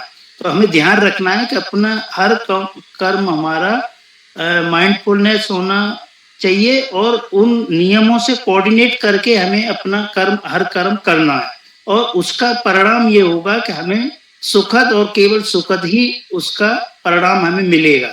हम बहुत अपना जीवन बहुत अच्छा बनाएंगे, और जो हमने अपना लक्ष्य तय किया होगा उस लक्ष्य पे बहुत इजीली पहुंच जाएंगे, बशर्ते वो भगवान बुद्ध द्वारा बताए वो नियमों के अनुसार हम अपने कर्मों करेंगे, और उनमें हमें ध्यान रखना है कि वो न्याय पे आधारित हों, किसी के साथ कुछ गलत न होने पाए, और जो पंचशील हैं, पंचशीलों का सारा उनसे कोऑर्डिनेट करके चले, हमारा सारी आजीविका भी ऐसी हो, हर कर्म ऐसा होना चाहिए। तो इसी उसमें एग्जाम्पल दिया गया है बुद्ध काल का ही। तो महाप्रजापति ने ऐसे पूछा था, जैसे भिन्न भिन्न भिक्षु वो देते थे प्रवचन, तो कुछ कंफ्यूजन सा होने लगा, तो एक दिन संयोग से भगवान बुद्ध उनके सामने होते हैं, तो वो ऐसे ही पूछती हैं कि फलाना ऐसा बताते, भंते फला भंते ऐसे बताते, तो भगवान बुद्ध बताते हैं कि आपको केवल ये ध्यान रखना है कि चाहे कोई कुछ भी बताए, कि जिस चीज से लोभ, द्वेष, मोह में अगर कमी होती है तो वो बुद्ध की शिक्षा है, और अगर किसी भी तरह से डायरेक्ट इनडायरेक्ट इसमें वृद्धि होती है किसी वजह से, तो समझ लीजिए वो बुद्ध की शिक्षा नहीं है। तो ये तीनों चीजों को हमें इनसे बच के ही रहना है, बिल्कुल इनको टच नहीं करना, और फिर हमारा सारे कर्म होंगे वो माइंडफुलनेस ही होंगे, और उसका जो विपाक होगा वो एकदम सुखद और केवल सुखद ही होगा। और इसमें ध्यान का भी हमें बहुत मतलब इसको अपने आचरण में लेना है, उसका अभ्यास करते रहना है, क्योंकि ध्यान करने से ही हम चीज को आइडेंटिफाई कर सकते हैं। हमारा चित्त बिल्कुल कुशल बनता है। कुशल चित्त का मतलब ये है कि हमारे चित्त में बिल्कुल तनाव न हो, एकदम तनाव रहित हो और कोई किसी तरह की चिंता न हो। तो मेडिटेशन करने से हम बिल्कुल जब शांत रहेंगे, एकदम निर्मल रहेंगे, स्वच्छ रहेंगे, तो हम अकॉर्डिंगली हम अच्छे कर्म भी कर सकते हैं। और हमारे हर उन कर्मों में हमें मैत्री भी झलकनी चाहिए, कृतज्ञता भी झलकनी चाहिए, और हमें हमेशा सकारात्मकता को रखे रहना है। जैसे सब्जेक्टिव है, इंडिविजुअल है और सामूहिक, तो इस तरह की ये सकारात्मकता हमें हमेशा बनाए रखनी है। और इन पे आधारित अगर हमारे जो भी कम रहेंगे वो हमेशा हमें फलदायी होंगे और हमें कुशल और कुशली हमारे साथ होता रहेगा। जैसे हमारे कोच डायरेक्टर ने भी बताया कि कर्म ही चेतना है और चेतना ही कर्म है, तो इसके बारे में हमें अपनी बहुत दृढ़ इच्छा रखनी है और हमेशा कुशल और केवल कुशल कर्मों के ही तरफ ध्यान रखना है। और साथ ही हमारे जो मीटिंग रही उसमें भी जो मेंबर्स थे उसमें वर्षा बानखेड़े मैडम हैं और सीनियर साथी है हमारे बसंत भाविस्कर और विकास प्रभाकर जी उपस्थित नहीं हो पाए, और दूसरे हमारे आदरणीय साथी हैं विनोद कुमार मीतौल जी। इन लोगों ने मीटिंग अटेंड की और मुझे खुशी है कि उन्होंने सबने भी इसी से कोऑर्डिनेट करके, इन सारे पॉइंटों से कोऑर्डिनेट करके ही अपना व्यू रखा। तो मुझे बहुत ही अच्छा लगा बीइंग ए ग्रुप लीडर। जैसे वर्षा मैम ने बताया कि उदयवीर जी वर्षा ताई के बाद वर्षा ताई को करने दीजिए, आपकी बात कंप्लीट ठीक है ना? ओके, मैं कॉल कर लूं सर? नहीं, इसमें दिखाई दे रहा है ना? हाँ है, रिक्वेस्ट करिए आप उनको। हाँ, आपकी बात रखिए। तो अगर मुझे सुन रही हो तो वर्षा मैम से मैं निवेदन करना चाहूंगा कि वो अपना व्यू यहाँ रख सकते हैं सर के सामने, और जो दूसरे हमारे साथी पार्टिसिपेंट हैं कि वो भी उनका व्यू जाने। तो आदरणीय वर्षा मैम। हाँ ठीक। सभी को जय भीम, नमो बुद्धाय। ये जो माइंडफुलनेस सर्टिफिकेट कोर्स का आवाज आ रही है ना? आवाज आ रही है। हाँ बहुत अच्छी आ रही, बोलिए। लेकिन आपका चेहरा नहीं दिख रहा है, सिर्फ ये दिख रहा है, क्या करें? हाँ गुड, थैंक यू। तो ये जो कोर्स ज्वाइन किया मैंने, तो मुझे लगा कि ये जो माइंडफुलनेस यानी सजगता, जागरूकता, तो आप जो कुछ ले रहे और मैं जो कुछ सुन रही थी ये बहुत ही अच्छा ले रहा है। ऐसा लग रहा कि आप आगे आगे ले जा सकेंगे, और इसके लिए मैं बहुत बहुत पुण्यानुमोदन करती, धन्यवाद देती। और आज का टॉपिक था, हमने पहली मीटिंग आज की, कल बताए थे कि हमारी अभी तक मीटिंग ही नहीं हुई, और जो उदयवीर है उन्होंने जो यानी क्या बोलते मराठी हिंदी इतनी अच्छी नहीं, पुढाकार दिया उसको, हिंदी में क्या बोलते, पहल किया। हाँ, तो आज हमारी मीटिंग अच्छी हुई। हमने यानी इसके विषय पे बात भी की। तो जैसे बौद्ध मनोविज्ञान के अनुसार कुशल कर्म माइंडफुलनेस क्या है, आधारशिला प्रकार और परिणाम। तो जैसे कुशल कर्म के अनुसार जो कुछ मैं देखती वही बात बताए कि अभी तक जो कुशल कर्म है, तो जैसे मेरा मैं बताती कि कुशल कर्म अगर मैं ध्यान करती हूँ तो सुबह से लेके शाम तक जो कुछ मेरे हाथ से कर्म होता है, जो कुछ मैं जो संपर्क में आते हैं उनसे जो कुछ व्यवहार होता है, तो वो देखती हूँ। अगर किसी के साथ अगर मेरा जो संपर्क में व्यवहार के अनुसार कुछ अच्छा नहीं हुआ मेरे, तो मेरा ध्यान भी नहीं होता। इससे मैं देखा है कि मुझे अच्छा नहीं लगता कि जैसे उसका कैलकुलेशन शाम को सोते वक्त मैं करती हूँ कि आज दिन भर में मेरे हाथ से क्या क्या हुआ है। तो अगर मुझे लगा कि मेरे बोलने से किसी का मन दुख गया, यानी क्या बोलते, किसी को दर्द हुआ तो उसके बाद सुबह में मेरा ध्यान नहीं होता। अब ऐसा लगता कि उनको कुछ यानी जो कुछ मैं बोली यानी तो उनसे बोलती हूँ कि मेरे बोलने से आपको कुछ नहीं होगा, ये भी मेरा कर्म है, ऐसे मैं देखती हूँ। और उससे फिर मुझे अच्छा रिलीफ मिलता है कि नहीं चलो बात की तो यानी सहजता से वो ये करती हूँ। और जो कुछ भी जैसे कर्म में किसी से बात करना ये भी आ गया। और जो कुछ भी रिलेशन है, घर में है, घर के सदस्य है, उनसे भी बात करते हुए बहुत सजगता से जागरूकता से देखती कि मेरे हाथ से कुछ हो रहा, कुछ बोल रही, ये भी व्यवहार में भी मैं सजगता से ये करती। ऐसे कर्म में यानी देखती रहती। तो यही मैंने आज के पहले इसमें इतना थैंक यू। और मेरी हिंदी इतनी अच्छी है नहीं है कि समझ लो आप। बहुत अच्छी है वर्षा जी, ऐसे बोलते रहिए, सीख जाओगे। उदय में तो सिखा देंगे आप सबको हिंदी। आप दूसरे मेंबर वर्षा में सर बहुत अच्छा बोलते हैं, मुझे तो कोई एक भी कमी नहीं है। मुझे ऐसा ही लगता है, आप लोगों को ऐसा लगता होगा, बहुत अच्छी हिंदी बोलते हैं सभी शब्द। और इसमें कुछ वो नहीं है, हमारा परिवार है यहाँ, अगर कुछ वैसा भी निकलेगा तो कुछ नहीं, इवन आप मराठी बोलेंगे तो हम लोग उसका आइडिया लगा के समझ लेते हैं। तो ये बिल्कुल नहीं, एक मत कीजिए। दूसरे मेंबर को रिक्वेस्ट करें, उदय में टाइम आपका बस 5 मिनट है। तो सर ग्रुप का नाम नहीं बताया। क्या नाम बताया था आपने ग्रुप का? हाँ, Maitreya app group. Maitreya group app. हाँ, दूसरे मेंबर को रिक्वेस्ट करें। मैं अपने वरिष्ठ साथी आदरणीय बसंत भाविस्कर जी को इनवाइट करता हूँ कि वो भी व्यू रखें। आदरणीय बसंत भाविस्कर जी।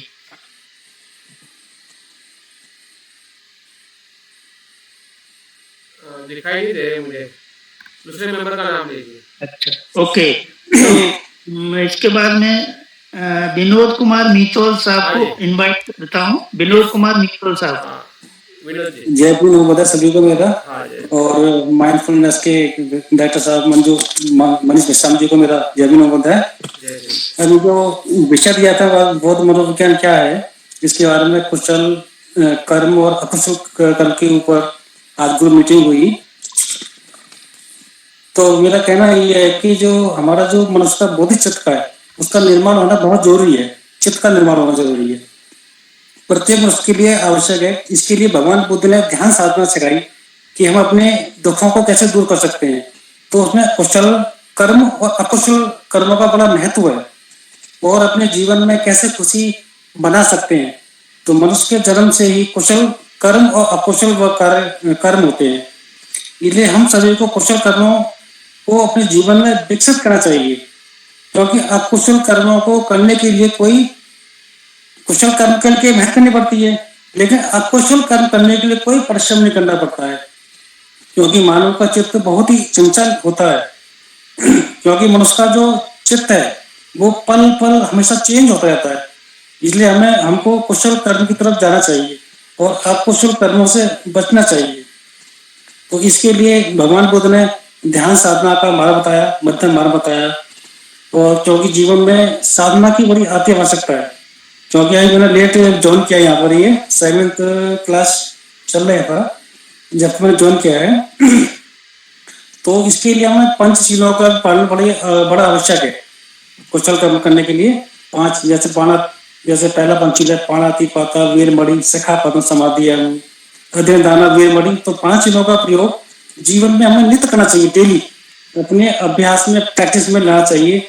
जब भी हमारे जीवन में कुशल मंगल कम हो सकती है और अकुशल कर्मों से बचा जा सकता है। हेलो, अकुशल कर्मों को हम अपनी प्रज्ञा से उसका निर्मूलन मतलब से समाप्त कर सकते हैं। जितना हम ध्यान साधना करेंगे, आनापानसति है, मेहता भावना है, मित्र भावना है, चिंतन मनन आदि के द्वारा हम अपनी प्रज्ञा को जागृत कर सकते हैं। तो अकुशल कार्य हमारे जीवन में काफी आते हैं, उनको दूर भी करना है। जैसे राग है, देश है, अविद्या है, अहंकार है, दृष्टि है। दृष्टि में 3 तरह की होती है, सत्य दृष्टि, अंतर्गत दृष्टि, मिथ्या दृष्टि। तो हमारे जीवन में लज्जा भाव का निर्माण नहीं होना चाहिए।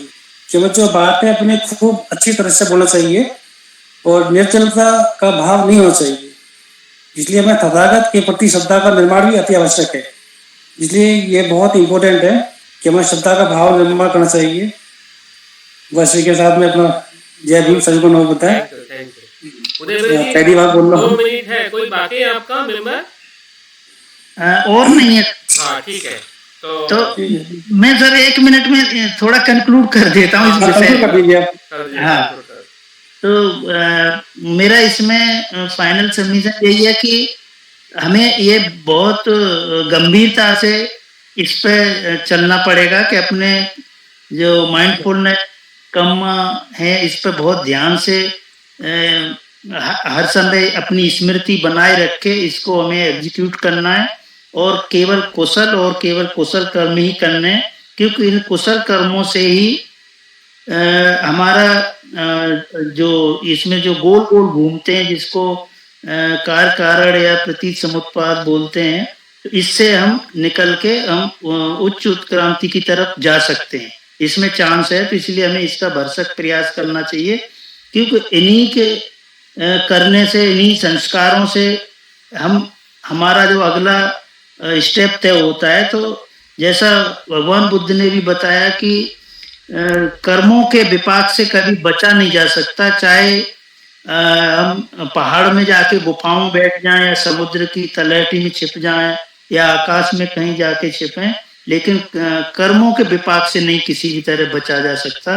तो इसलिए केवल ये कहने सुनने वाली ही बातें नहीं है, ये हमें सबको करने वाली हैं। तो मैं खुद भी बहुत गंभीरता से अमल करता हूँ और ऐसे ही मैं अपील भी करना चाहूँगा कि जो कोर्स के हमारे सभी साथी हैं तो वो इसका हमेशा माइंडफुलनेस, एक तो अपना माइंड का निर्माण करें और अकॉर्डिंगली हमें अपने कर्मों का ये ध्यान देना है। तो ये कोर्स डायरेक्टर साहब ने दे के हमें बहुत अनुग्रहित किया है कि हम अपना ही जीवन बनाएं सुखद और हम लोगों का भी सुखद जीवन बनाने के लिए प्रयास करें। तो इसी के साथ मैं अपनी वाणी को विराम दूंगा और मुझे जो अवसर दिया इसके लिए उसका मैं बहुत बहुत कृतज्ञ हूँ और बहुत बहुत डायरेक्टर साहब का पुण्यानुमोदन करता हूँ। जय भीम, नमो बुद्धाय। Thank you. तो मुझे लगता है कि अभी तक हमारे 1 2 3 4 ग्रुप हुए हैं और जो भी बाकी ग्रुप है हम कल उनको पूरी तरह से अच्छा समय देके हम सुनने वाले हैं। और जिनका अभी इस आज के इसमें नहीं हो पाया है तो उनके लिए और एक दिन है कि अपनी बात को आप और अच्छा चिंतन कर सकते हैं, ताकि आप अपनी जो चर्चा जो है कल के शुरुआत में जो बाकी जो ग्रुप है उनको सुनने के बाद हम एक फीडबैक है या कुछ प्रश्नोत्तरी का सेशन रखने वाले हैं, ताकि आप लोगों का चर्चा कैसी रही या कुछ आपको प्रश्न है। सर मैं ये बोला था सर, कल मैं शायद बिजी रहूंगा तो मैं अपनी बात नहीं कह पाऊंगा। तो मैं सोचा था मेरा 5-7 मिनट का सर, तो क्योंकि हमारे ग्रुप लीडर तो शायद अभी इसमें मुझे दिखाई दे नहीं रहे हैं। तो आई थिंक और मैं और डाबी जी है, हमारा सी ग्रुप है निर्वाण। तो क्या हम प्रेजेंटेशन कर सकते हैं सर? बहुत कम टाइम के लिए। हाँ, 10 मिनट में कर दीजिए। हाँ जी सर, बहुत बहुत शुक्रिया सर, बहुत बहुत शुक्रिया। सर ये सबसे पहले तो मैं आप सबका बहुत बहुत धन्यवाद बोलना चाहता हूँ। ग्रुप में सभी लोगों ने बहुत अच्छी प्रेजेंटेशन दी है और डॉक्टर मेश्राम जी के लिए बहुत बहुत पुण्यानुमोदन कि उनके उसमें हम लोग इतना स्टडी कर पा रहे हैं। तो मेरी आवाज सभी को आ रही है ठीक ठाक? आ रही है। हाँ जी, हमारे ग्रुप का नाम है जी निर्वाण और ग्रुप लीडर हमारे दीप चंद जी है, डॉक्टर दीप चंद, और अनीता मैडम हैं, अमरीश डाबी जी हैं, दिलीप कुमार जी हैं और एक सचिन जी बाद में ज्वाइन किया पर उन्होंने कोई मीटिंग अटेंड नहीं किया थिंक। तो अभी हम जो प्रेजेंट हैं अभी माइसेल महचंद और अमरीश डाबी जी हैं हम। तो हमारा जो सब्जेक्ट था सर वो था मन एंड माइंड एंड ब्रेन में क्या डिफरेंस है, क्या माइंड है क्या ब्रेन है। और उनको किस तरह से मेडिटेशन के द्वारा हम क्या लाभ प्राप्त कर सकते हैं। तो इसके ऊपर मैं अपना बात रखना चाहूंगा। तो सबसे पहले कि मन क्या है। मन एक प्रकार की विचार शक्ति है, एक ऊर्जा है, एक बल है। जिस प्रकार एक कंप्यूटर जो होता है, कंप्यूटर के दो पार्ट होते हैं, एक सॉफ्टवेयर होता है और एक हार्डवेयर होता है। तो हमारा जो ब्रेन है वो इस तरह से है, जो फिजिकल है, जो दिखता है, और तो माइंड जो होता है वो ब्रेन, माइंड जो होता है वो सॉफ्टवेयर की तरह, जिसको हम जिसकी अपीयरेंस नहीं है। हार्डवेयर को तो हम देख सकते हैं, उसे छू कर महसूस कर सकते हैं, उसको खराब होने पर उसकी मरम्मत कर सकते हैं, उसे ठीक कर सकते हैं। लेकिन माइंड को हम देख नहीं सकते, उसे छूकर महसूस नहीं कर सकते, उसके खराब होने पर उसकी मरम्मत नहीं कर सकते। तो माइंड में जो सॉफ्टवेयर डाउनलोड कर दिया गया है, हो जाता है, वह वही कार्य करेगा जिसकी कमांड दी जाएगी। अगर हम उससे कुछ काम लेना चाहते हैं तो जो हमारा सॉफ्टवेयर उसमें कंप्यूटर में डाला हुआ है और हम जिस चीज की कमांड देंगे वही हमें वो एक्टिव होगा, वही हमें आदेश देगा। अब ये सॉफ्टवेयर मन कैसे डाउनलोड होता है, ये सॉफ्टवेयर है मन में कैसे डाउन होता है, कहां से डाउन होता है, ये एक डिस्कशन का विषय हो सकता है। तो हम ये कहां से डाउनलोड होता है, जिस प्रकार जिस परिवेश में हमारा जन्म या जब हम माँ के गर्भ में भी होते हैं तो सॉफ्टवेयर डाउनलोड होता है। जहां हम जन्म लेते हैं वहां की क्लाइमेटिक कंडीशंस प्रभावित करती हैं हमारे जीवन को, तो वहां से हमारा सॉफ्टवेयर डाउनलोड होता है। जिस परिवेश में हमारा पालन पोषण होता है उन सभी परिस्थितियों का प्रभाव हमारे जीवन पर पड़ता है, वहां से ये हमारा सॉफ्टवेयर डाउनलोड होता है। हमारा खान पान, हमारे संस्कार आदि हमारे मन का सॉफ्टवेयर डाउनलोड करते हैं, ये सब तैयार करते हैं। और हमारी शिक्षा, जहां हमने एजुकेशन ली है, जिन लोगों के साथ में हम रहे हैं, जो हमारा अड़ोस पड़ोस रहा है, उन सब से जो हम सीखते हैं, देखते हैं, वो सब हमारे मन में ये इस तरह के सॉफ्टवेयर डाउनलोड होते हैं। हमारी ज्ञानेंद्रियां, हमारी आंख, हमारे कान, हमारी नाक, हमारी त्वचा, हमारी जिह्वा, इन सब से जो हमारे मन में जो इनके वो है, वो हमारे मन में एक सॉफ्टवेयर डाउनलोड करते हैं। मन एक तरह का एक स्टोर रूम की तरह है, जिसमें सारी इंफॉर्मेशन जो भी हमें जहां से भी प्राप्त हुई है, जिस प्रकार प्राप्त हुई है, वो सब मन रूपी स्टोर रूम में स्टोर हो जाती हैं। वो सब केवल सकारात्मक हैं। यहाँ एक पॉइंट नोट करने के लिए, वो सारी इंफॉर्मेशन सकारात्मक है। मन जो है, माइंड जो है, हमारे सकारात्मक को भी पहचानता, नकारात्मक उस स्टोर में कुछ भी नहीं होता है। क्योंकि ये जो हमने उस स्टोर में जो कलेक्शन हमने किया है, जो वहां हमने फाइल डाउनलोड कर रखी है, वो सारी की सारी है उसमें नेगेटिव नहीं है, वो है ना, बस इसे हमें, वो हमारा मन उन चीजों को स्वीकार करता है। अब ब्रेन का कार्य होता है कि वह मन रूपी स्टोर के दरवाजे पर बैठा हुआ है, उसे तो केवल इंफॉर्मेशन जो स्टोर कर दिए गए हैं उनको देखना है, उसको आगे मन को एक कमांड देनी है। जैसे कि हमें कभी जब कुछ हमें चाहिए होता है तो कई बार हम कहते हैं कि हाँ कुछ याद नहीं आ रहा है, हमारे दिमाग में तो है पर वो पता नहीं चलता, तो उस समय वो सॉफ्टवेयर, वो मन जो है उन बातों को ढूंढ रहा होता है, और वो किसी भी तरह, चाहे उसको कितना भी समय लग जाए, लेकिन वो सारी चीजें आपको बता देता है। आप जानते हैं, जैसे ही हम किसी विषय को, अब कंप्यूटर में हम कोई फाइंड आउट करने लगते हैं, तो उसमें जैसे ही हम कोई डालते हैं तो हमें ये चीज चाहिए, गूगल में गूगल करते हैं, तो वह उस विषय से संबंधित जो टॉपिक्स हैं उनकी सारी प्रस्तुत वो कर देता है उस टॉपिक की। उसी प्रकार जैसे हमने फॉर एग्जांपल मेज पर कोई एक एप्पल देखा, तो एप्पल से जो रिलेटेड जितनी भी इंफॉर्मेशन है वो हमारे माइंड में एक तरह से आ जाती है, इकट्ठी हो जाती है, और इनका एक मन में विचारों का आना शुरू हो जाता है। जैसे कि वो सभी एक एक करके आती रहेंगी, जैसे उसका स्वाद हमें पता चलेगा, हाँ ये तो मीठा होता है, खाने का तरीका कैसे खाते हैं, छील के खाते हैं, बिना छील के खाते हैं, उसकी उपलब्धता, उसका रेट, उसका रंग, कौन लाया, कहां से लाया, और इसकी खेती कहाँ होती है, इसका पेड़ कैसा होता है, हमने उसे कहां से खेत में आए, कौन, या हो सकता है हमने कहीं किसी मूवी में देखा हो। तो इस तरह की बातें हमारे दिमाग में चलनी शुरू हो जाती है, और जो हमें चाहिए होता है कि हमें तो वो एप्पल खाना है, या हमें रखना है, या किसी को खिलाना है, वो सारी चीजें जो होती हैं उनमें से हम एक चीज को चूज करते हैं और हमारा ब्रेन जो उसी तरह से माइंड जो हमारा काम कर देता है इस तरह से। अब बात आती है कि मन है क्या। मन एक बहुत ही सूक्ष्म है, संवेदनशील है, बलशाली है, बहुत ही बलशाली है। मन नौटंकी वाला है, आपको नचाता है, खुश करता है, वह आपको दुखी देखना नहीं चाहता। मन कभी भी आपको दुखी देखना नहीं चाहता। सच्चा साथी है, मित्र है, सहपाठी है, सहयोगी है, परंतु चंचल है, गतिमान है, कभी ना रुकने वाला है। 24 घंटे मन हमारा कार्य करता है, वो कभी भी थकता नहीं है।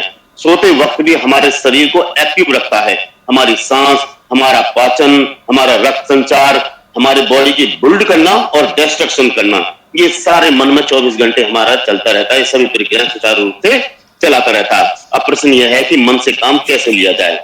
केवल सकारात्मक शब्दों का ही इस्तेमाल करें, नकारात्मक शब्द उसकी शब्दकोश में नहीं है। जैसे कि आपने अपने माइंड को कोई कमांड दी, अब देखिए ये कमांड नेगेटिव है, मैं बीमार नहीं हूं या मुझे फीवर नहीं है, ये नेगेटिव है, सेंटेंस नेगेटिव है, लेकिन वो बीमार शब्द को पकड़ेगा, वो नहीं शब्द को नहीं पकड़ेगा, वो पकड़ेगा बीमार को। तो जब हमारा मन से हम कहेंगे कि हम बीमार नहीं है, तो बीमार शब्द को पकड़ेगा और वो आपको बीमार कर सकता है। वो तुरंत ही इस पर कार्य करना प्रारंभ कर देता है। इसीलिए हमेशा सकारात्मक कमांड ही अपने मन को दें। जैसे मैं पूर्णतः स्वस्थ हूं, ये ना कहें मैं तो बीमार नहीं हूं, आप बोले कि मैं पूर्णतः स्वस्थ हूं, I am the best, I am the youngest.